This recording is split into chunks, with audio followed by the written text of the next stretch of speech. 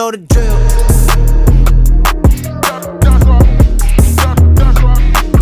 You know the drill.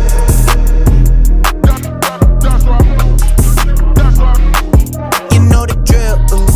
I'm a tip-top shape. They in tick-tock shape. I'ma fix my play. You know the drill.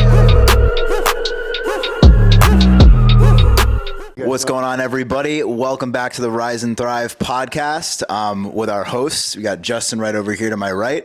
My name's Denzel. I'm the owner of Inner Quest Coaching, and I work with people on habits and lifestyle development. So if you're looking for those things, you can follow me on Instagram at dzfit_performance, and you can find all my other links there.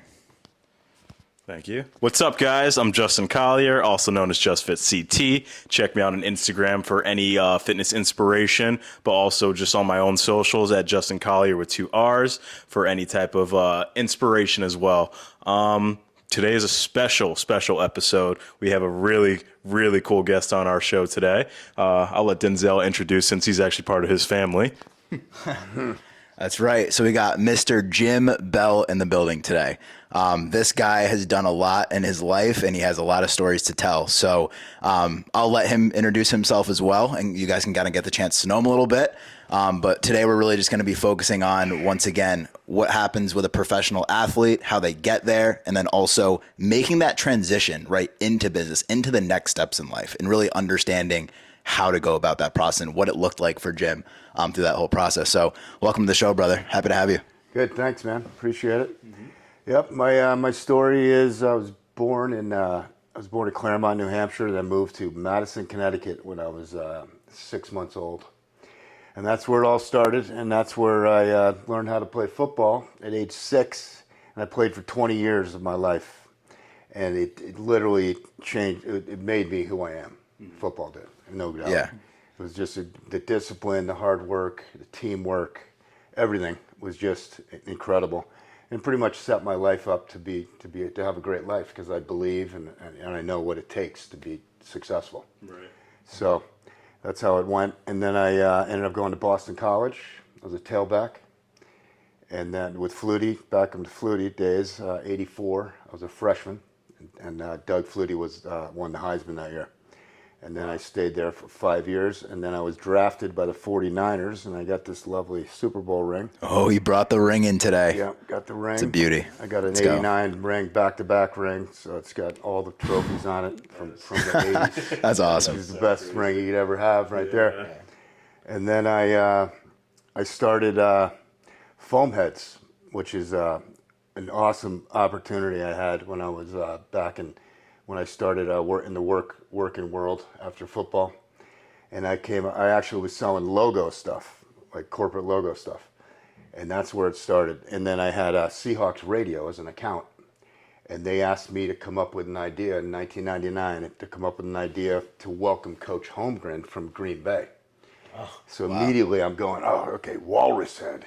Yeah, he looks like a walrus. Let's do a walrus head. And then I go, no, that won't work. Okay, hawk head. So I just came up with hawk head, one word, trademarked it.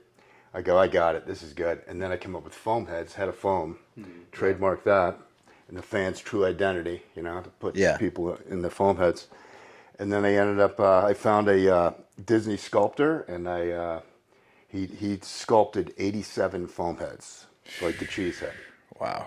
So I'm very blessed with that. And then I got into that, and I did that, and been doing that for 25 years, actually. And we have all kinds of products. We have the fan chain, the chain that people wear, and all the games, all the sports. We do that. That's our number one product. And we do a robot, like the NFL Fox robot. Yeah, it's awesome. Yeah, so that's another beauty. And then the foam heads. Yeah, so really good stuff. That's awesome, man. And so, going back to just kind of growing up and excelling at the sport, right? Yeah. I know obviously in high school you had to perform, Yep. in college you had to perform. Like, tell us a little bit about those transitional phases and how you adjusted in those. Well, it's all about discipline. You got to be mentally tough in everything you do every day. You got to believe in yourself, and you got to do what you say you're going to do. So that's my game. I'm a regiment guy. I'm a militant person. I'm not in the military, but militant. You need that mindset. So that's 100%. right. I do the same stuff every day. you know. I play pickleball. Pickleball is the best sport. If anybody knows, you play the game. It's the best sport I've ever played in my life. So I play that like 5 days a week. Yeah. And then I do my Tabata. I do that high intensity training like 3 days a week, and I walk probably 2 or 3 days a week. Okay. So and I play pickleball pretty much every day. And I start my day with pickleball. So he's super active. But that's and you know, I don't miss anything. No, There you I never go. skip a workout. It's all, and I do it by myself. I don't go to the gym. I go down to my man cave and throw down my yoga mat. Got dumbbells. And just go at Just get to work. Yeah, for 30 minutes straight. Yeah. it's So great. you hear that, guys, right? But So that's once pretty much like, it. Yeah, that's how I function mentally. So it's good. Yeah. So really being a high performer, needing that mindset, needing to be consistent, right? The biggest thing I hear from what you're saying is consistency and not skipping. Yeah, you right? can't Like cheat. exactly. You Yeah. can't cheat No, at you're that cheating level and yourself going through if it. you cheat. I mean, that's what Yeah. I think. But Yeah. no, So you once pretty again, much, you got to go for it every day. yeah. Awesome. Well, you know how that is. Yeah. Right? No, 100%. Wake and get up early, man. I'll tell you that. That helped you, right? 5:30 I get up in the morning, which is, I don't have to get up, but I get up. Yeah. And then I start my day, and then I'm on the court at 7 a.m. playing pickleball. So that's like, that's hard to do. And, you know, but it's worth every minute. Feel great. Oh, yeah. Feel rewarded. Yeah. Yep. So, Jim, I got a question for you, though. Basically, through all of the success that you've had in your life, Yep. where does faith play into your success or Faith, your work? God is great. I'll tell you that. I pray every night. I thank God every day. Every night when I go to bed, I literally say, thank you, God, for the blessed day that you gave me. So I'm blessed by that, and then pray for everybody, and then I sleep. 9:30, done. Amen. Yeah, 9:33. I like that number. Yeah, I'm that guy too. I get up at I don't get out of bed till the clock ticks 33 or 22. It's all the double numbers. That's my number. I hear you. I'm all Every morning, superstitious. every morning I'm up, I pray. I get out of bed. Like in our last episode, last episode with George, right? Or 2 episodes? 2 episodes ago, Yeah, wow. That's crazy to think about. We're moving. We're moving. What's going on? But no, like in our 2 episodes ago with George, like when he was telling me that when he'd get up in the morning and just say, thank you, God, this and that. Yeah. I started picking up on that same type of routine where I would wake up and I just get on my knees, pray on my bed, and I just be like, thank you, God. Like it's just, it's such a great start to the morning when you kind of just have like a grateful morning like that, Yeah. No, it's key. Yeah. That's key to life. You got to be grateful, Absolutely. for every day. So, but I do it at bedtime because it helps you sleep. Right. You take everything's done. You're done. Your day's over. All your worries are Thank within. God. Think You about. pray for people and you go to sleep. That's what I do. Amen to that, man. Yeah. So when you were going through your college career, what were kind of like the hardest points for you? Kind of Hardest point was when I was going into my my first year. I redshirted my freshman year, and then the next year I was sixth string, number 6 on the depth chart at tailback, and everybody got hurt. They all went down one by one. I go, okay, time to play, and I got in against Pitt. I was a freshman basically. Yeah, got in against Pitt and started and had 100 yards rushing, had 2 touchdowns. Hi, Mom, twice. Yeah, it's phenomenal. Yeah, against Pitt on national TV. That pretty much changed my life because you need an opportunity. Yeah. And I didn't know if I'd get one, and I got one. So, and from then on, I started unless I was hurt. I was gonna say, so that got me to my level to be able to play. But then I never should have listened to my dad. He told me to go back and get my degree. Well, you got to get your degree. But if you have 1,000-yard season rushing, and I had 1,000 yards in 8 games, my junior year, and then so I was like 10th in the country rushing, and so I should have came out and gone to the draft, and my dad said no. You're going to go get your degree, Jimmy. And I said, okay. And then I went back and blew my knee out. Oh, wow. Yeah. Unbelievable. It's just a shocking thing. And then I couldn't, and then I went to the combine and I couldn't run because my knee, I ended up having torn cartilage and they didn't know it. They misdiagnosed me. So I ended up, that was rough. But That's crazy. So literally going from sixth string to having that golden moment. Yeah. And you started after that game. Oh my God. They were just like, I he proved killed myself. it. And I caught 6 balls for like 80 yards as well. So I had a hell of a game. That's great. Yeah. So how did it go after the game, like with the rest of the team? Like, how did you handle that pressure of like, okay, Man. now I can No, it was perform? just it was like a gift. Yeah. I was so grateful.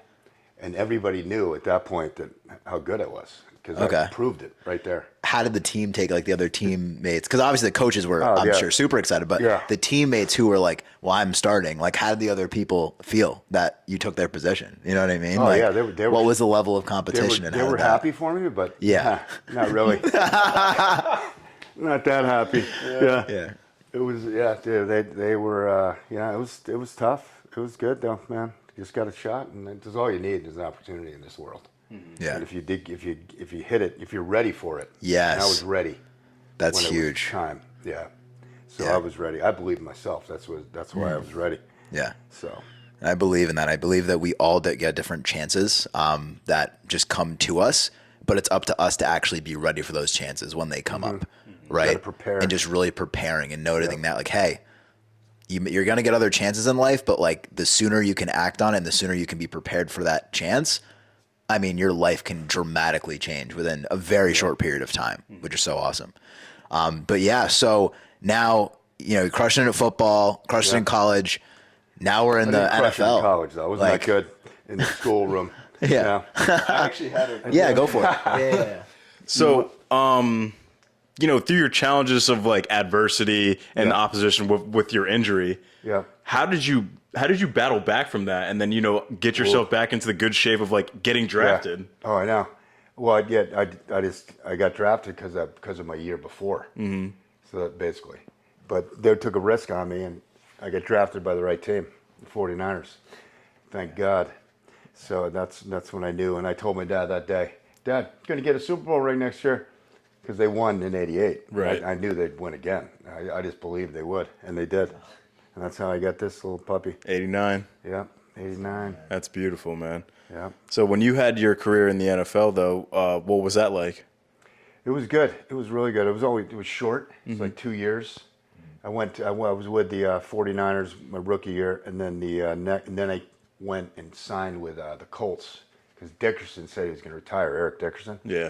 He was going to retire, and I was like, "Ooh, all right, give me the ball." What a great running back he was. And then he was amazing. Yeah, and then he actually came back. I got hurt, and they cut me, waived me injured. Oh. Yeah, and then he came back actually, out of retirement. So I was done at that point anyway. But and then I got into the World Football League, in Barcelona. Played in Europe, and I played in 7 countries. Wow. Football, which is great. It was NFL Europe, is what it was called. It was World League of American Football, really. Team was called like the Dragons. Right? Yeah, Something like Barcelona Dragons. Yep. Yep. So I just kept going, man. You just got to believe. And then I retired. So I had like 4 years of pro, and then that was it.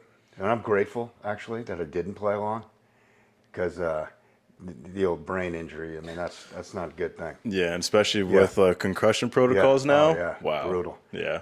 I was blessed. I had never had a concussion. Really? I ran high knee like Roger Craig kind of style, and I didn't let people hit me in the face. I didn't like to get hit in the head, and I didn't drop my head. I ran away from people, made a miss. So now, were you more of a power runner, or are you like No, elusive? I was a like slasher. Yeah. I was just fast. Slasher, dude. Whoop whoop. Just quick, and now I'm faster than I was when I was playing football, because I do core now. I never did core. Oh yeah. Yeah, so I mean now my core makes me move faster, without a doubt. In terms of training, Burpees, all that. having like a good core strength gives you like a good relative strength for like your whole body. Oh, totally. Like it gives you it makes your body controls better. exactly. Yeah. It's a great word called proprioception. Yeah. Yeah, is that the big Just word? knowing the relative position of your limbs and having more control over it. Yeah, totally. Yeah, I mean, if I did what I do now, back when I was playing, oh boy, I would have a 10-year career easy. yeah, I would have, no doubt, no doubt. Man, I have to look back on my days of playing football and just be so grateful that I actually had the experience to do so. Oh, yeah. It's Just a great because war, team game. it taught me like so much about brotherhood as well, but it also taught me just so much about just pushing through those hard times, like Yep. pushing through adversity, oppositions, any type of like setback that would even come my way. Like when the moments like you're in practice and you're feeling like Yep. you don't want to do it and you Yep. really feel like you're hurt and you're just like, I have to do this. Like no Discipline. matter, yeah, Discipline it's teaches just you discipline. It does. and you need discipline in life to be good at life. Yeah. Period. Mm-hmm. And if you have it, life's easy. It's easier. You know, I agree. so much better. So if I had to ask you a question right now, where does discipline play a part in your life or in your everyday life right now? Oh, everything I do is discipline. Mm-hmm. I mean, getting up early, going to bed early, eating right. You know, it's all discipline. It's the most important thing. Eating is the key to life. I mean, I spent $400 a week on food for me, one dude. That's pretty. It's pretty. Your diet must excessive. be crazy. And I love to cook. I'm a cook. Yeah. Yeah. Unfortunately, I'm alone. But you know, anybody out there, I'm free. Give Jim a call. But Yep. I was actually on the way over here. I was just listening to a podcast, and you know, it's Serendipity by Inky Johnson. Yep, So one of my typical podcasts I always listen to, and this one was dealing with patience. But the topic that they were talking about was actually you know, adversity, discipline. Yep. But like they had picked out a word, and it was. What do you guys? So I'll actually ask you guys the question that they were going over. When you guys hear the word process, what do you think of? Yeah. Process. Mm-hmm. I don't know what I think of. What do I think of? I think of just a procedure, like a process. You know, whatever. I don't really think about that word much. It's a good word though. Process. Process, I think about systems, I think about Yeah. strategy, how you can understand what's going on in your environment and how you can help to manipulate it to get whatever result you're going for. Right? Process is also like I think of also trusting the process and understanding that, you know, there is a way Yeah. to do things. Right. I mean, once again, the people disciplined before way. you. Yeah. And it's like, Yeah. you know, and you look at people that came before you and it's like, well, there's a process that they had. So there must be some process that I can implement from them. And then also something that can be new that I can create. Right. Right, And so right. I think what's really cool about what you did is not only were you able to level up in the sports world and as an athlete, but then you also were able to tap into that creative aspect of making that new process and system for Yeah, then I yourself. created products and I started a company. Exactly. And creating That's the a business huge- aspect, which is huge- crazy. And it's in sports, which is even better. 'Cause Yeah. it kept me alive. I mean, I felt like I was playing for the last 20 years, really. 'Cause Yeah. I see my stuff on TV. I see it on screen, you know, stuff that I created. It's just on the big screen. Yeah, I see it on the screen. It's like, whoa, that's great. Yeah. I still see foam heads. We haven't made them in like 4 years. They're still Oh, out there. they're still out Yeah. there. That's But awesome. we'll make them. We're going to make them again now. Oh, yeah, please Yeah. do. Everyone's going to Yeah, love that. that's You hear that, big. guys? It's a big thing, foam heads. Stay ready. They're coming. They're coming. Well, to me, when I think of the word process, I think of not essentially in a bad way, but failure, because through most processes and journeys that you endure throughout your life to become that better person, you essentially need to go through failure. Oh, you have to fail. You need- Oh yeah, I failed. This is my third company. Yeah. I never quit. I mean, I could have quit way long ago, but I couldn't do it. There's no way I was quit. I'm not a quitter. I just think it's the biggest thing because, you know, big part of life. exactly, because you don't learn anything when you go through things and everything kind of goes your way the way you're expecting it. You know, you need to No, be put you need- through yeah. situations that are going to test your character and test your capability to actually navigate through them. And that's what makes the process just that much more important, because when you go through Perseverance is big. exactly perseverance through That's what- adversity, yeah, through you have to opposition, deal with it failure. tests your Yeah. character Yep. through the utmost. And I think that's what really comes to mind when I think of process, for sure. I learned, well, being a running back Mm-hmm. made me like that. I mean, it literally did. It made me just like completely focus Yeah. I on mean, not failing. there's You know, guys because running you that. fail every play. Yeah. You get hit. You don't unless you score. Mm-hmm. Then you win. You score. You get a touchdown. You didn't fail. But Because like you think about it, you watch most NFL games right now.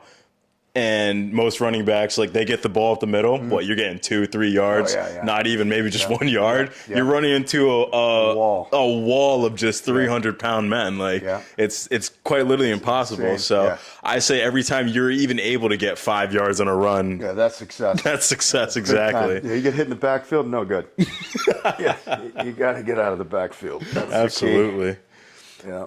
So let's go talk about how you kind of transition into your business. You know, what Basically, it was just like sports to me. I mean, everything that I did to prepare for sports, I did to prepare for business. You know, same thing. My mindset. You got to believe, and you got to deal with adversity because you get all kinds of problems, importing stuff. You know, all kinds of delays. You know, So how did you learn to kind of navigate through business though? Because obviously with the sports world, you know, you're worrying about your physical fitness and like how well you can keep up your athletic ability. But then when you transfer over into the business side, that's more mental. And it's a team game. I mean, the business is team. Right. It's just like football, team. It's all about team, and that's what you got to build a team, and then you got to find people that are good people that will give you effort. You know, that will kind of help you build that team even more. Come up with marketing and all that. Okay. Yeah. So it's a big deal, but it's totally doable. You know, because I didn't like school, but I like sports and business. So Jim, do you want to tell the people how did you come up with foam heads? Foam heads. Well, how did I start it? All right. I was selling logo stuff to Seahawks Radio, and they I already told the story, didn't I? In the beginning? Oh. Yeah, I think I did. Oh, okay. Yeah, I already told you. Yeah. You want to hear it again? Yeah. If you guys want to hear it, just revert back to the go way back in the front beginning. of the story. Yeah. Hawkhead was the first one, and then I started Foam Heads, Yeah. And also just too with what you were doing specifically with like the necklaces and everything. What I love the most about what you did is that you transitioned, but you stayed aligned. I did. With exactly where you are. And I think that's super important for the listeners to also understand. For you guys out there is just, you know, when you're faced with a moment where you grow out of something or maybe your season ends or whatever it might be in whatever you're doing, understanding how to level up and go to the next place you want to go, but still staying aligned, right? Asking yourself key questions of, okay, what's my new mission? What's my vision? What's my purpose and calling you're gonna fail, in and then this? you gotta fight to because get you're back. going to fail, right? You're going to have to work through it. And I think a really big point that you talked about was, of course, in like there's a team aspect in everything. So my next question to you is when you went to that business type of team, how did you lead? Like, how are you like a leader? And like, whether it's on the field or whether it's everything, but exactly. Tell me about that. And then I was a creator of the products. I came up with the ideas. So it was all me. It was basically me, and I had people around me that helped me, who were smarter than me. You know, which is great. You got to have people smarter than you around you, and if you have that, and you have people you trust, and then you just everything happens. And you got to believe. It's all about believing. I would not be here with my company and the way it's cranking if I didn't believe. You know, just like it's just the way it is in life. Would you agree with the statement delusional belief? That you need to have a delusional belief about the things you want to accomplish. You do. Got to be crazy, right? A little bit. Got to be a little cuckoo. You can't be like, you I'm can't be normal. Insanely competitive. Yeah. I hate to lose, but I lose. You know, and I got to deal with it. It's good. I don't get food, but still, shut myself off. You know, no lunch for you, Jim. You lost the game. I love it. And brutal. And tell me too, like, do you feel like when you were on the field, did you have like a different person that came out? Or was it still Jim? It was still Jim. All right. It was all me. Yeah. But I'm a little insane. So yeah. All right, guys, take that into consideration, right? It's like insane is good. When you try to accomplish, think about it though, right? Yeah. When you try to accomplish a big goal, you have to believe. Especially that nobody's done before. You have to believe in yourself. You have to be the first one, and you have to have a delusional belief that it's going to get done, no matter what. And then when you got to deal with failure, that's another thing. You got to just deal with it. And I've always had a good attitude about failure. And I can spin anything into a positive. That's what I do. Spin stuff. Woo! Right back. No, we're good. It's okay. It's okay if we didn't get anything done. And who do you think you got that from? Just to kind of share, which is kind of funny. Talk about him for a few minutes. My dad. He's 88 years old, and he's the Energizer Bunny. The guy's like, he's 5'7". I'm 6'1". He's like 5'6", maybe now. I think he shrunk. He shrunk a little He shrunk bit, a little bit now. But that guy is an inspiration. It's incredibly, luckily he's my dad, but he's the reason I'm like I am. And he's a reason for my success, because I watched him go through tough times and how he handled it.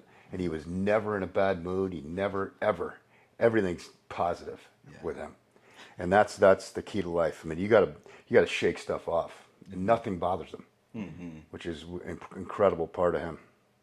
And he's your grandfather. Yeah, that's good news. Lucky, man. It's crazy that you say that too. When getting into like tough times and just shaking it off, because the most important thing is just like a lot of people like to view like a lot of certain situations like it's a lot worse than it actually is, you know. And I feel like a most important thing is just like you need to view the situation you're in for what it is. And not look at it as a much worse situation, because typically a lot of the times when you do view it as a worse situation, you'll deter yourself for even trying, or lose your motivation for even trying to do the task of what you want to do. Attitude is the key to success. Always want to be optimistic about the things you do. Yeah. Negative. If you're negative about stuff, you're done. It won't make it in anything. If you're negative about you working out, if you're negative about what you're going to eat, you just got to be positive and believe food's going to make you better. Gives you energy. It's medicine. It is. Seriously. Love it. I love it. It's real good. Sweet. You got any other questions? Man, I'm just happy to be here. Yeah, honestly, times. this is good. Yeah. Good one, man. Appreciate you having me. Yeah, I think this is a good enough time, guys. I think we're going to cut it on here, but honestly, this is a great episode. Great to have Jim on board for us too. Yep. Good luck to you guys. Thanks for coming on the show, brother. I appreciate it. Thank you. And once again, guys, make sure to like and subscribe, and we will see you guys next week. All right? Have a good one. Peace. You know the drill.